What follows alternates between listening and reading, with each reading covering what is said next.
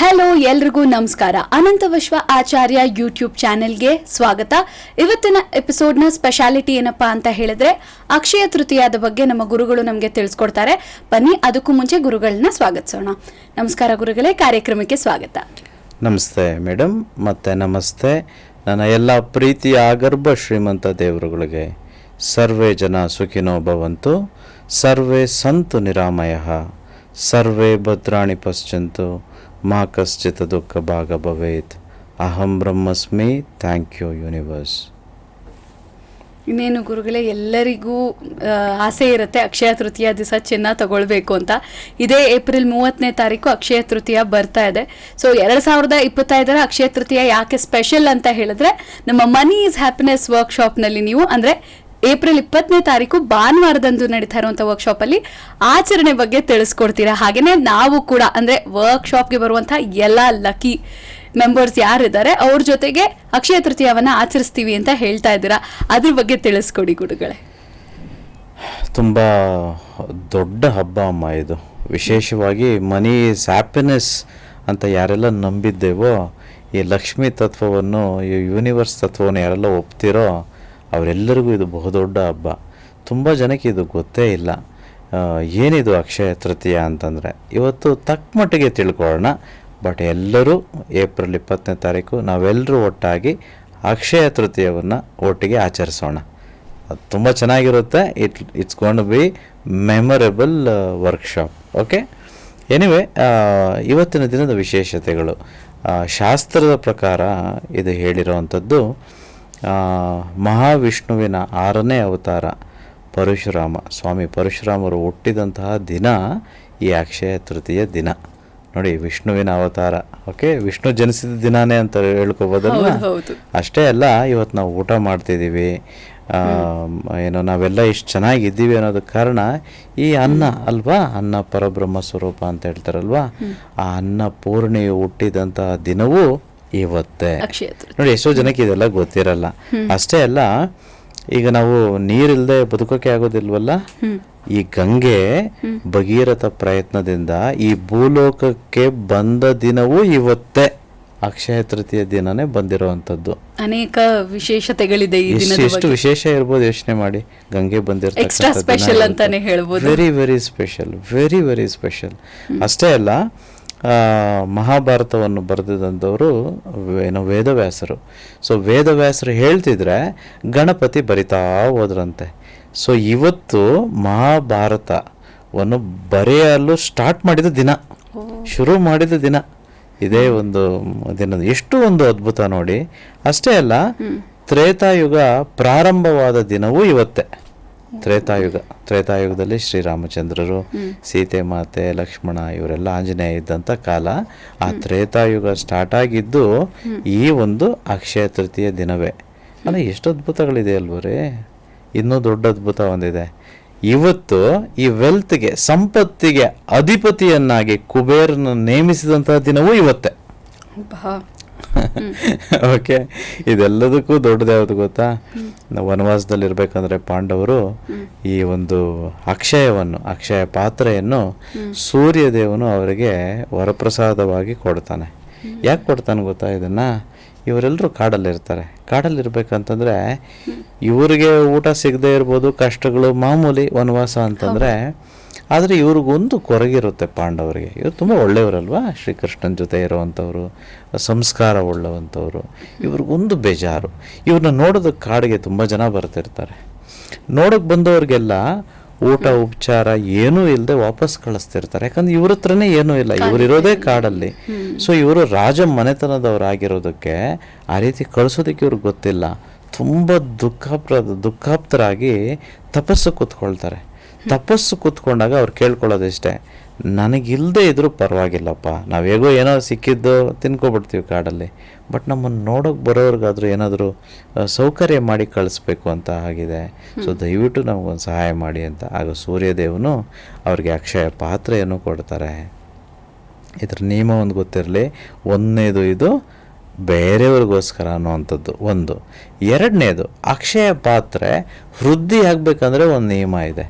ಅದರಲ್ಲಿ ಏನಾದರೂ ಒಂದು ಅಗಳ ಅನ್ನ ಇದ್ದರೆ ಮಾತ್ರನೇ ಅದು ವೃದ್ಧಿ ಆಗೋದು. ಎಲ್ಲ ಖಾಲಿ ಮಾಡಿಬಿಟ್ರೆ ವೃದ್ಧಿ ಆಗಲ್ಲ. ಹೌದು. ಸೊ ಇದು ಎಷ್ಟೋ ಜನಕ್ಕೆ ಗೊತ್ತಿಲ್ಲ. ಸೊ ನಾವು ಅಷ್ಟೇ ನಮ್ಮ ಲೈಫಲ್ಲಿ ಅಕ್ಷಯ ಪಾತ್ರೆಯ ರೀತಿ ಈ ಹಣ, ಆಸ್ತಿ, ಐಶ್ವರ್ಯಗಳು ಹೇರಳವಾಗಿ ಮಹತ್ತರವಾಗಿ ಬೆಳಿಬೇಕು ಅಂತಂದರೆ ಮೊದಲು ಅದರಲ್ಲಿ ನಾವು ಏನೋ ಒಂದು ಇಡಬೇಕು, ತೊಡಗಿಸ್ಕೊಳ್ಬೇಕು. ಸಪೋಸ್ ನಾನು ಸ್ಟಾಕ್ ಮಾರ್ಕೆಟಲ್ಲಿ ದೊಡ್ಡದಾಗಿ ನನ್ನ ಇನ್ವೆಸ್ಟ್ಮೆಂಟ್ ವೃದ್ಧಿ ಆಗಬೇಕು, ಶ್ರೀಮಂತನಾಗಬೇಕು ಅಂತಂದರೆ ಮೊದಲು ನಾನು ಅದರಲ್ಲಿ ಹಾಕಿರಬೇಕಲ್ವಾ. ಹೌದು. ಈಗ ನಾನು ತುಂಬ ಜಮೀನು ತೆಗೆದುಕೊಳ್ಬೇಕಪ್ಪ, 100 ಎಕರೆ ತೆಗೆದುಕೊಳ್ಬೇಕು, ಫಸ್ಟ್ ಹೋಗಲಿ ಒಂದು ಸೈಟು 30-15 ತೆಗೆದುಕೊಳ್ಳೋನಾಗಿರ್ಬೇಕಲ್ವಾ, ಒಂದು ಚಿಕ್ಕ ಜಾಗನಾದರೂ ಖರೀದಿ ಮಾಡೋನಾಗಿರ್ಬೇಕಲ್ವಾ. ಅಲ್ಲ, ಜಾಸ್ತಿ ಬಂಗಾರ ತೆಗೆದುಕೊಳ್ಳೋಣ ಪರವಾಗಿಲ್ಲ, ಸದ್ಯಕ್ಕೆ ನನಗೇನು ಬೇಕೋ ಅಷ್ಟಾದರೂ ಇಟ್ಕೊಳ್ಳೋ ಒಂದು ಮನಸ್ಥಿತಿ ಬೇಕಲ್ವ ನನಗೆ. ಅಕ್ಷಯ ಪಾತ್ರೆ ಕೆಲಸ ಆಗೋದೇ ಆವಾಗ. ನೋಡಿ ಎಷ್ಟು ಒಂದು ಮಹತ್ತರವಾಗಿದೆ.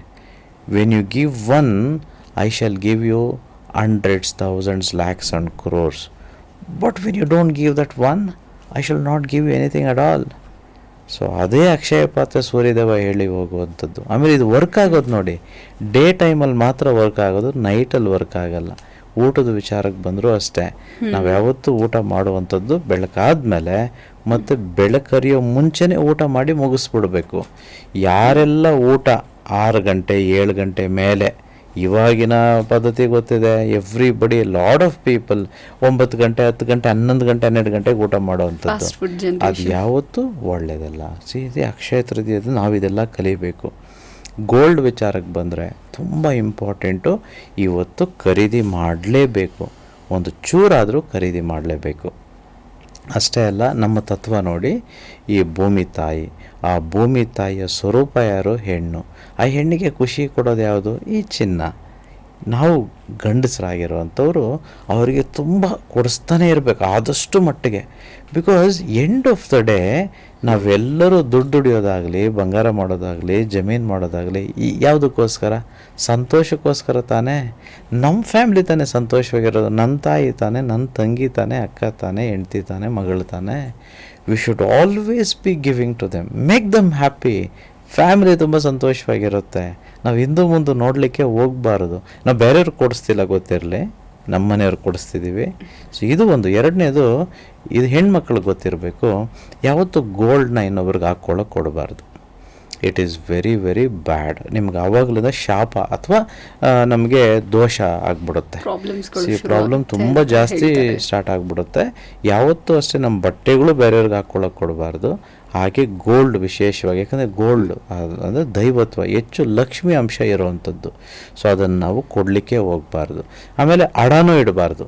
ಈಗ ಇದೊಂದು ಆಗ್ಬಿಟ್ಟಿದೆ ಈ ನಡುವೆ, ಎಲ್ಲರೂ ಏನೇ ಕಷ್ಟ ಬರಲಿ ಅಡ ಇಡುವಂಥ. ಇನ್ಫ್ಯಾಕ್ಟ್ ನಾವು ಗೋಲ್ಡ್ ಖರೀದಿ ಮಾಡಬೇಕಂತಂದ್ರೇ ಹೇಳ್ಕೊಳ್ತೇವೆ ಅಫರ್ಮೇಷನ್ ಮೈಂಡಲ್ಲಿ, ಕಷ್ಟಕ್ಕಾಗುತ್ತೆ. ತುಂಬ ಜನ ಹೋಗಿ ತಗೊಳ್ತಾ ಇರ್ತಾರೆ ಮೇಡಮ್ ಗೋಲ್ಡು. ತೆಗೆದುಕೊಳ್ಳೋದು ನನ್ನ ಸುಖಕ್ಕಾಗುತ್ತೆ, ನಾನು ಚೆನ್ನಾಗಿ ಕಾಣಿಸ್ತೀನಿ, ಇನ್ನು ಸೂಪರ್ ಆಗಿರ್ತೀನಿ, ಇನ್ನೂ ಜಾಸ್ತಿ ತೆಗೆದುಕೊಳ್ತೇನೆ, ನನ್ನ ಜೊತೆ ಗೋಲ್ಡ್ ಇರುತ್ತೆ ಅಂತೆಲ್ಲ ಖರೀದಿ ಮಾಡಲ್ಲ. ಕಷ್ಟಕ್ಕಾಗುತ್ತೆ ರೀ ಗಂಡನ್ಗೆ ಹೇಳೋದು ತುಂಬ ಜನ ನೋಡಿದ್ದೇನೆ. ಕರೆಕ್ಟಾ? ನೋಡಿದ್ರೆ ಕಷ್ಟಕ್ಕೆ ಆಗ್ತಿರುತ್ತೆ.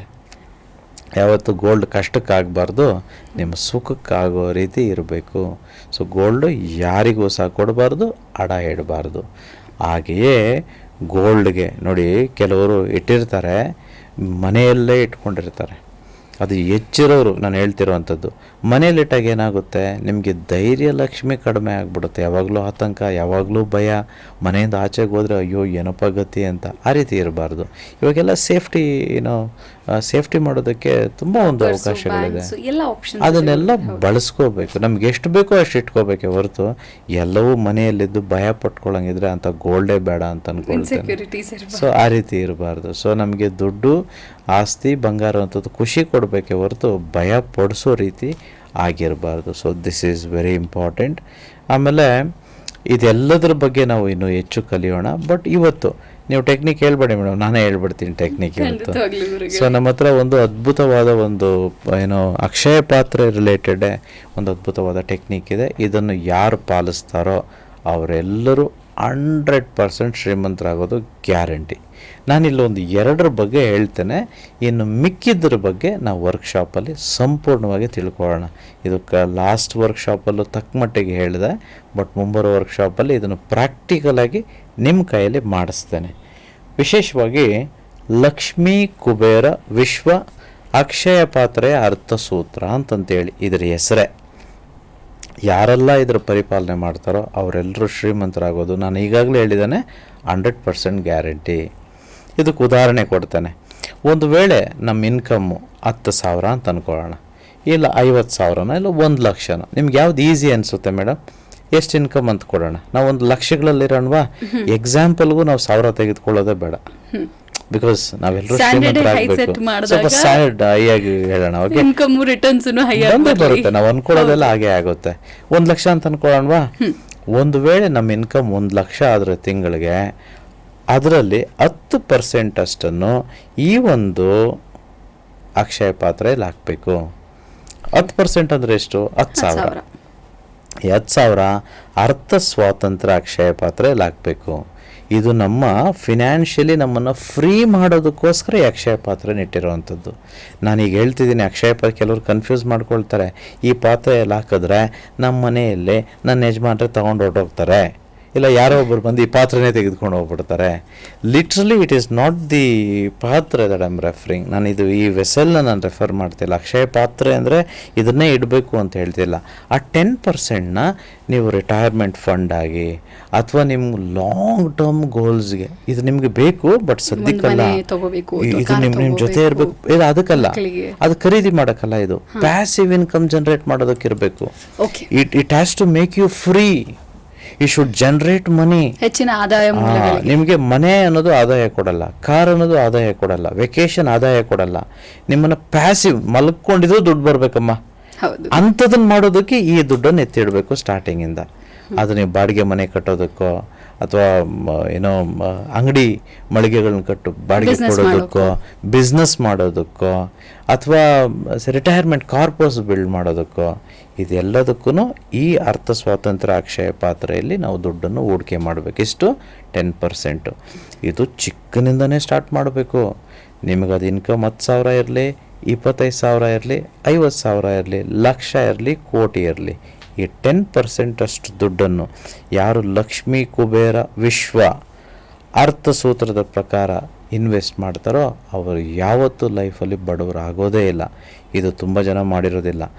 ಇದೆಲ್ಲ ನಮ್ಗೆ ಗೊತ್ತಾಗೋದು 60 ವರ್ಷ ಆದಮೇಲೆ. ಏನೂ ಇಲ್ಲಲ್ಲಪ್ಪ ನನ್ನ ಕೈಯಲ್ಲಿ, ಎಲ್ಲ ನನ್ನ ಮಕ್ಕಳು ಕೊಟ್ಬಿಟ್ಟಿದ್ದಾನೆ, ನಂದೇನಿದೆ, ಯಾರೋ ಕೈ ಕೆಳಗಡೆ ಇರೋ ಪರಿಸ್ಥಿತಿ ಆಗ್ಬಿಟ್ಟಿದೆ, ನಂದು ಅಂತ ಏನೂ ಇಲ್ವೇ. ಯಾವಾಗ ರಿಟೈರ್ಮೆಂಟ್ ತೆಗೆದುಕೊಳ್ತೀರಾ ನೀವು? Just think about it. ನಾನು ನಿಮ್ಮನ್ನು ಕೇಳ್ತಿದ್ದೀನಿ, ಯಾವಾಗ ನೀವು ರಿಟೈರ್ಮೆಂಟ್ ತೆಗೆದುಕೊಳ್ತೀರಾ? ನಿಮ್ಗೆ ಈ ವಯಸ್ಸಲ್ಲಿ ರಿಟೈರ್ಮೆಂಟ್ ತೆಗೆದುಕೊಳ್ಬೇಕು, ಅಷ್ಟು ದುಡ್ಡು ನೀವು ರೆಡಿ ಮಾಡಿ ಇಟ್ಟಿದ್ದೀರಾ? ಯಾರಿಲ್ಲದೆ ಇದ್ರೂ ಬದುಕ್ಬೋದು, ಬಟ್ ದುಡ್ಡು ಇದ್ದರೆ ತಕ್ಕ ಮಟ್ಟಕ್ಕೆ ಬದುಕೋಬೋದು. ತಕ್ಕ ಮಟ್ಟಕ್ಕೆಲ್ಲ ಚೆನ್ನಾಗೇ ಬದುಕ್ಬೋದು. ಎಲ್ಲಿದೆ ನಿಮ್ಮ ಹತ್ರ ಅರ್ಥ ಸ್ವಾತಂತ್ರ್ಯದ ಫಂಡ್ ಅನ್ನೋದೇ ಇಲ್ವಲ್ಲ ರೀ. ಇದೆಲ್ಲ ಸ್ಕೂಲು ಕಾಲೇಜಸಲ್ಲೆಲ್ಲ ಹೇಳ್ಕೊಡ್ಬೇಕಿತ್ತು, ಬಟ್ ಅನ್ಫಾರ್ಚುನೇಟ್ಲಿ ಹೇಳ್ಕೊಟ್ಟಿಲ್ಲ. ಬಟ್ ಅಟ್ಲೀಸ್ಟ್ ಇವಾಗಿನಿಂದ ಆದರೂ ಮಾಡೋಣ, ಅಟ್ಲೀಸ್ಟ್ ನಮ್ಮ ಮಕ್ಕಳ ಕೈಯಲ್ಲಾದರೂ ಮಾಡಿಸೋಣಪ್ಪ. ಸೊ ವರ್ಕ್ಶಾಪಲ್ಲಿ ಇದನ್ನು ಪ್ರಾಕ್ಟಿಕಲ್ಲಾಗಿ ನಿಮ್ಮ ಮಕ್ಕಳು ಅಥವಾ ನಾವು ದುಡ್ಡನ್ನು ಹಾಕ್ತಾ ಇದ್ರ ಹೇಗೆ ಹಾಕೋದು, ಏನು ಮಾಡೋದು, ಇನ್ನೂ ಫುಲ್ ಡೀಟೇಲ್ಸಾಗಿ ಹೇಳ್ಕೊಡ್ತೇನೆ. ಇದು ಒಂದನೇದಾದರೆ ಇನ್ನೊಂದು ಹೇಳ್ಬಿಡ್ತೇನೆ ಮೇಡಮ್, ಹೆಚ್ಚೆಲ್ಲ ಹೇಳೋದು ಬೇಡ. ಇದು ತುಂಬ ಅದ್ಭುತವಾಗಿದೆ. ಇದಕ್ಕೆ ತುಂಬ ಇದಕ್ಕೆ ತುಂಬ ಟೈಮ್ ಬೇಕು ಮೇಡಮ್. ಇಷ್ಟೆಲ್ಲ ಹೇಳೋದಕ್ಕೆ ಹೊರಟ್ರೆ ನಾವು ಸಂಜೆ ತನಕ ಹೇಳ್ತಿರ್ಬೇಕಾಗುತ್ತೆ, ಅಷ್ಟಿದೆ ಇದಕ್ಕೆ ಹೇಳೋದಕ್ಕೆ.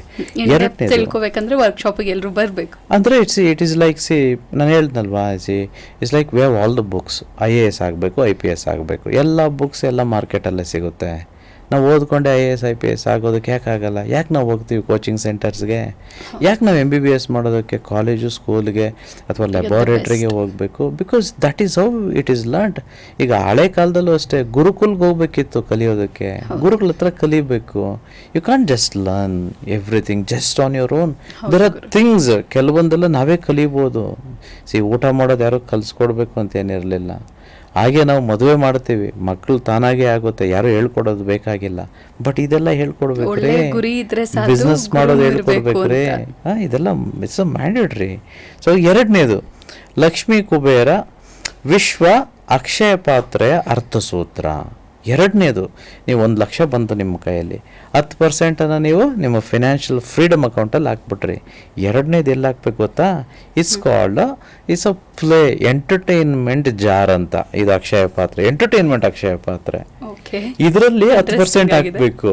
ಈಗ 1 ಲಕ್ಷ ಬರುತ್ತೆ, 10,000 ಅಲ್ಲಿ ಹಾಕಿದ್ರೆ ಇನ್ನು 10,000 ನಿಮ್ಮ ಎಂಟರ್ಟೈನ್ಮೆಂಟು ಎಂಜಾಯ್ಮೆಂಟ್ಗೆ ಹಾಕ್ತಿದ್ದೀರಾ. ಅದನ್ನು ಮುಟ್ಟೋಗಿಲ್ಲ, ಖರ್ಚು ಮಾಡೋಗಿಲ್ಲ, ಇದನ್ನ ಉಳಿಸೋಂಗಿಲ್ಲ. ಇದೆಷ್ಟು ಚೆನ್ನಾಗಿದೆ ನೋಡಿ. ಇದರಲ್ಲಿ ಹಾಕೋ ದುಡ್ಡನ್ನ ನೀವು ಉಳಿಸ್ಬಾರ್ದು, 1 ತಿಂಗಳಲ್ಲೇ ಖರ್ಚು ಮಾಡಬೇಕು, ಜಾಸ್ತಿ ಎಲ್ಲ ಇಟ್ಕೊಳ್ಳೋಂಗಿಲ್ಲ. ಎಂಡ್ ಆಫ್ ದ ಡೇ ಈ ಹ್ಯೂಮನ್ ಲೈಫ್, ಈ ಒಂದು ಮನುಷ್ಯ ಜೀವನ ಏನಿದೆಯೋ, ಸಂತೋಷ ಪಡೋಕ್ರಿ ಇರೋದು, ಖುಷಿಯಾಗಿ ಜೀವನ ಮಾಡೋಕ್ರಿ ಇರೋದು. ಏನು ಜೀವನವೆಲ್ಲ ದುಡ್ಡು ಕೂಡಿಟ್ಕೊಂಡೆ 60 ವರ್ಷ 100 ವರ್ಷ ಅಂದ್ಕೊಂಡು ಬದುಕೋದಲ್ಲ. ಇವತ್ತು ನಾನು ಸಂತೋಷವಾಗಿರ್ಬೇಕಲ್ವಾ? So it's not that. Okay, there are some people ಸ್ವಲ್ಪ ಕಂಜೂಸ್ ಇರ್ತಾರೆ, ಕೆಲವರೆಲ್ಲ ಜಿಪುಂಡ್ರಿರ್ತಾರೆ. ಅವರು ನಾಳೆ ಅಂದ್ಕೊಂಡೆ ಇನ್ನೇನು ಸಾವು ಬಂದ್ಬಿಟ್ಟಿರುತ್ತೆ, ಅವ್ರು ಏನು ನೋಡೇ ಇರಲ್ಲ, ದೇಶ ಸುತ್ತಿರಲ್ಲ, ಏನು ಬೇಕೋ ಅದು ತಿಂದಿರಲ್ಲ, ಖುಷಿ ಪಟ್ಟಿರಲ್ಲ, ಎಂಥದ್ದು ಮಾಡಿರಲ್ಲ, ಸಂಪೂರ್ಣವಾಗಿ ಜೀವಿಸಲ್ಲ, ಇದು ಜೀವಿಸೋದೇ ಇರಲ್ಲ. ಆವಾಗ ಅವ್ರಿಗೆ ದುಃಖ ಬರುತ್ತೆ. ಅಯ್ಯೋ ಎಲ್ಲ ಏನಪ್ಪ ಈ ನನ್ನ ಮಕ್ಳಿಗೆ ಕೊಡಬೇಕು, ಕಳ್ಳನ ಮಕ್ಕಳು, ಈ ನನ್ನ ಮಕ್ಳಿಗೆ ಇಟ್ಬಿಟ್ಟು ಹೋಗ್ತಿದ್ದೀನಿ, ನಾನೇನು ಎಂಜಾಯ್ ಮಾಡಲಿಲ್ವ ಅನ್ನೋ ಹೊರಗೆ ಬರಬಾರ್ದು. ಸೊ ಹಾಗಾಗಿ ದಿಸ್ ಈಸ್ ವೆರಿ ಇಂಪಾರ್ಟೆಂಟ್. ಸ್ಕಾಟ್ a play or enjoyment or entertainment ಅಕ್ಷಯ ಪಾತ್ರೆ. ನೋಡಿ ಎಷ್ಟು ಚೆನ್ನಾಗಿದೆ. ಇಲ್ಲಿ 10% ಹಾಕ್ತೀನಾ, 10,000 ಎಕ್ಸಾಂಪಲ್ಲು, ಇಷ್ಟರಲ್ಲೇ ನನ್ನ ಎಂಜಾಯ್ಮೆಂಟ್ ಇರಬೇಕು. 11,000ದಲ್ಲ, ಸಾಲ ಮಾಡಿ ಅಲ್ಲ, ನಾನು ದುಡ್ಡಲ್ಲಿ ನಾನು ಎಂಜಾಯ್ ಮಾಡ್ತೀನಮ್ಮ, ನಾನು ದುಡ್ಡಲ್ಲಿ ನಾನು ಬಟ್ಟೆ ತಗೊಳ್ತೀನಿ, ನಾನು ದುಡ್ಡಲ್ಲಿ ನಾನು ತಿಂತೀನಿ, ನಾನು ದುಡ್ಡಲ್ಲಿ ಏನು ಬೇಕಾದ್ರೂ ಮಾಡ್ತೀನಿ. ಅಷ್ಟು ಬಿಟ್ಟರೆ ಏನು ಬೇಕಾದರೂ ಅಂದರೆ ಒಳ್ಳೆ ಕೆಲಸಗಳು, ಕೆಟ್ಟ ಕೆಲಸ ಅಲ್ಲ. ಸೊ ನನ್ನ ದುಡ್ಡಲ್ಲಿ ನಾನು ಮಾಡ್ತೀನಿ. ಇದಕ್ಕೂ ಒಂದು ನಿಯಮ ಇದೆಯಲ್ವಾ? ಈ ನಿಯಮಗಳನ್ನ ಯಾರು ಫಾಲೋ ಮಾಡ್ತಾರೋ, ಇದು ಫಿನಾನ್ಷಿಯಲ್ ರೂಲ್ಸ್ ಇದೆಲ್ಲನೂ. ಇದು ಅಕ್ಷಯ ಪಾತ್ರೆ, ಇದು ಸನಾತನ ಧರ್ಮದ್ದಿದು. ಇದು ಹೇಳ್ತಿರೋದು ಮಾಡರ್ನ್ ಒಂದು ಎಜುಕೇಷನ್ ಅಥವಾ ವೆಸ್ಟರ್ನ್ ಫಿಲಾಸಫಿ ಅಲ್ಲ. ಇದನ್ನು ಯಾರು ಮಾಡ್ತಾರೋ ಯೂನಿವರ್ಸ್ ಹೆಚ್ಚು ಅವರಿಗೆ ಆಶೀರ್ವಾದ ಕೊಡುತ್ತೆ. ಗೋಲ್ಡ್ ತಗೊಳ್ಳೋದಕ್ಕೂ ಇಡ್ಬೋದು. ಬರೋ ವರ್ಷ ಈಗ ನೋಡಿ, ಸ್ಕೂಲ್ ಫೀಸ್ ಟೈಮ್, ಎಲ್ಲರಿಗೂ ಆತಂಕ, ಅಯ್ಯೋ ಫೀಸ್ ಕಟ್ಟಬೇಕು ಅಂತೇಳಿ. ಯಾಕೆ? ಹೋದ ವರ್ಷನೇ ಗೊತ್ತಿರಲಿಲ್ವಾ ಏಪ್ರಿಲ್ ಮೇಯಲ್ಲಿ ಫೀಸ್ ಕಟ್ಟೋದಕ್ಕೆ ಇರುತ್ತೆ ಅಂತೇಳಿ? ನಾವು ಪ್ಲ್ಯಾನ್ ಮಾಡಿಲ್ಲ ಅಷ್ಟೇ ಅಲ್ಲ. ನಾವು ಹಬ್ಬಗಳಿಗೆ ಪ್ಲ್ಯಾನ್ ಮಾಡಿದಾಗೆ ಇಂಥ ಫಿನಾನ್ಸ್ ಬಗ್ಗೆ ನಾವು ಪ್ಲ್ಯಾನೇ ಮಾಡಲ್ಲ. ಅದಕ್ಕೆ ಹಬ್ಬಗಳು ಚೆನ್ನಾಗಿ ಮಾಡ್ತೀವಿ ಪ್ಲ್ಯಾನ್ ಮಾಡಿದ್ದಕ್ಕೆ. ಅಥವಾ ಎಲ್ಲೋ ಹೋಗಿ ಬರಬೇಕು ಅಂದ್ಕೊಳ್ತೀವಿ, ಕರೆಕ್ಟಾಗಿ ಹೋಗಿ ಬರ್ತೀವಿ. ವಂಡಲಾಗಿ ಹೋಗೋದಕ್ಕೆ ಪ್ಲ್ಯಾನ್ ಮಾಡ್ತೀವಿ, ಅಲ್ಲೆಲ್ಲೆಲ್ಲೋ ಹೋಗೋದಕ್ಕೆ ಪ್ಲ್ಯಾನ್ ಮಾಡ್ತೀವಿ. ಬಟ್ ಇದನ್ನು ಮಾತ್ರ ಪ್ಲ್ಯಾನ್ ಮಾಡಲ್ಲ ರೀ. ಇದೆಲ್ಲ ಹಸಿ ಸಾಲ ಮಾಡಿನೇ ಮಾಡ್ತಿರ್ತೀವಿ. So we must be very very aware. ನಮಗೆ ಪ್ರಜ್ಞೆ ಇರಬೇಕು. ಆ ಪ್ರಜ್ಞೆ ಬರೋದೇ ಮನಿ ಮೆಡಿಟೇಷನ್ ಮಾಡಿದಾಗ.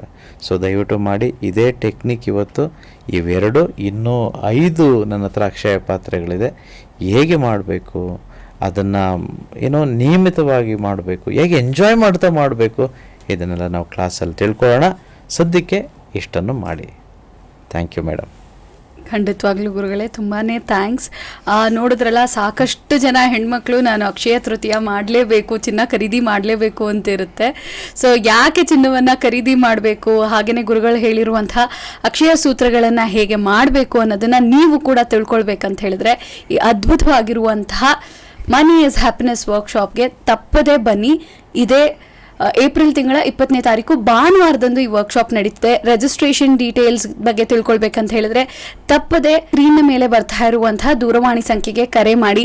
ಇದೇ ರೀತಿಯಾದಂಥ ಇನ್ನಷ್ಟು ಹೆಚ್ಚಿನ ಮನಿ ರಿಲೇಟೆಡ್ ಇಂಟ್ರೆಸ್ಟಿಂಗ್ ಮಾಹಿತಿಯನ್ನು ನೀವು ತಿಳ್ಕೊಳ್ಬೇಕು, ನೀವು ಕೂಡ ಶ್ರೀಮಂತರಾಗಬೇಕು ಅಂತ ಹೇಳಿದ್ರೆ ಗೊತ್ತಲ್ಲ, ಚಾನೆಲನ್ನು ಸಬ್ಸ್ಕ್ರೈಬ್ ಮಾಡ್ಕೊಳ್ಳಿ. ತಪ್ಪದೆ ಲೈಕ್ ಮಾಡಿ, ಶೇರ್ ಮಾಡಿ, ಕಮೆಂಟ್ ಮಾಡೋದನ್ನು ಮರಿಬೇಡಿ. ನಾನು ಮತ್ತೆ ಗುರುಗಳು ಇದೇ ರೀತಿಯಾದಂಥ ಇನ್ನಷ್ಟು ಹೆಚ್ಚಿನ ಹೊಸ ಮಾಹಿತಿಯೊಂದಿಗೆ ನಾನು ಮತ್ತೆ ಗುರುಗಳು ನಿಮಗೆ ಮುಂದಿನ ವಿಡಿಯೋದಲ್ಲಿ ಸಿಗ್ತೀನಿ. ಧನ್ಯವಾದಗಳು.